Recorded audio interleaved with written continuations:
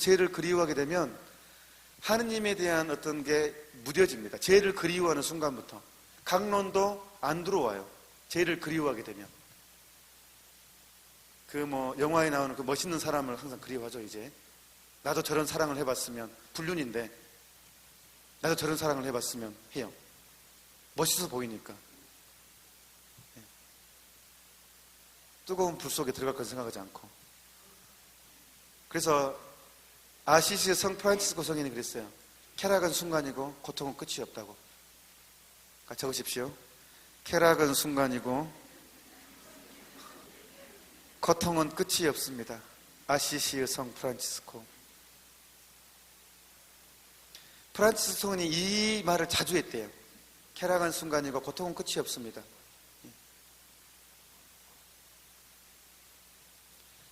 이제 책 보겠습니다.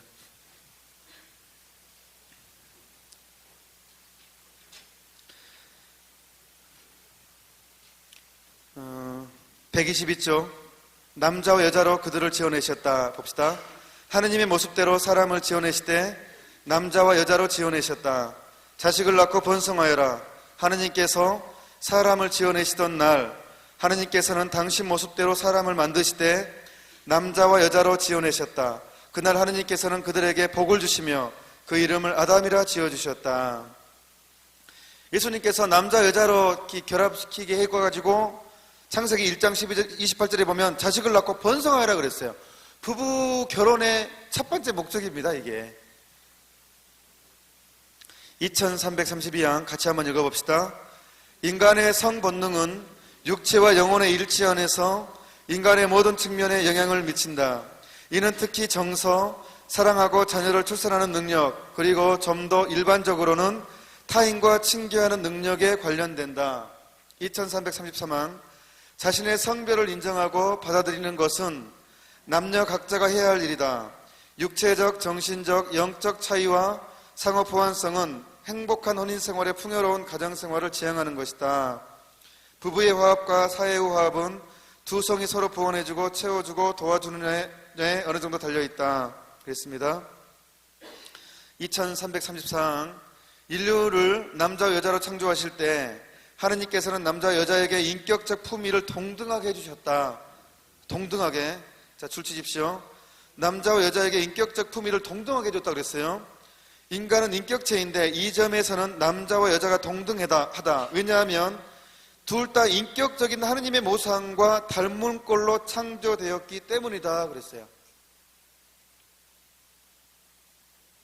2335항 남녀는 서로 다르지만 그 품위에서 동등하며 하느님의 힘과 사랑의 모상이다. 혼인으로 남자와 여자가 결합하는 것은 육신을 통해서 하느님의 너그러움과 풍요로움을 본받는 것이다. 남자는 어버이를 떠나 여자 아내와 어울려 한 몸이 되게 되었다. 창세기 2장 24절 내용입니다. 이 결합에서 모든 세대의 인류가 태어난다 그랬어요.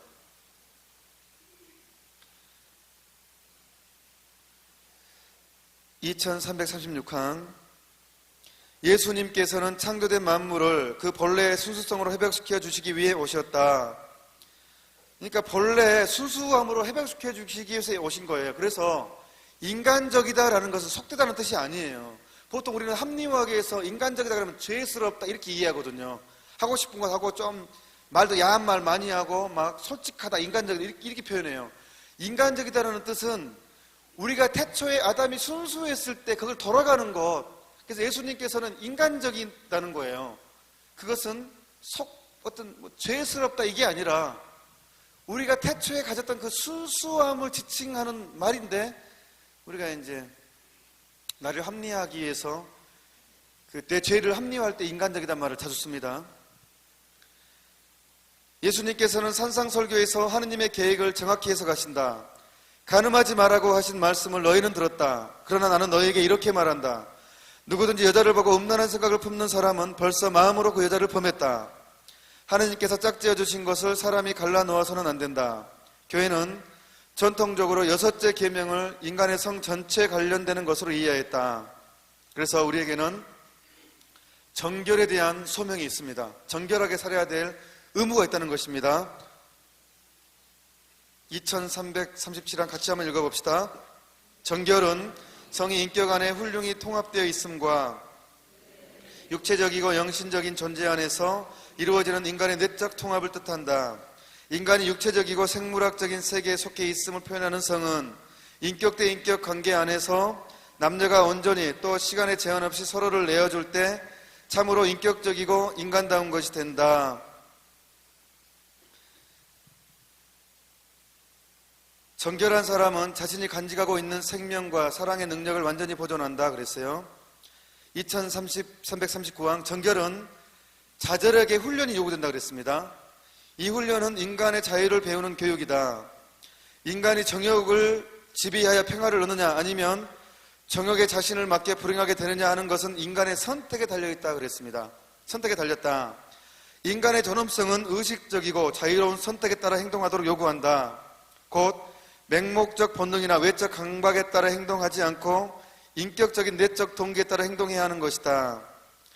인간이 사욕의 온갖 압박에서 자신을 해방시키고 자유로이 선을 선택하여 자신의 목적을 추구하며 유효적절한 수단을 슬기롭게 마련할 때 인간은 이런 존엄성에 도달하는 것이다.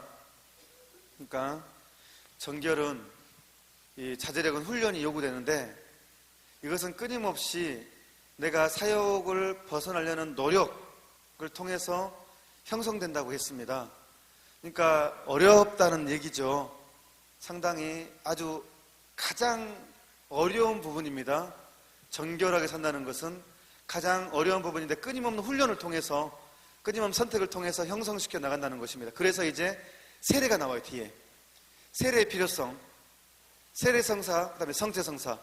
뽀빠이가 시금치를 먹으면 내가 할 수 없는 힘을 내듯이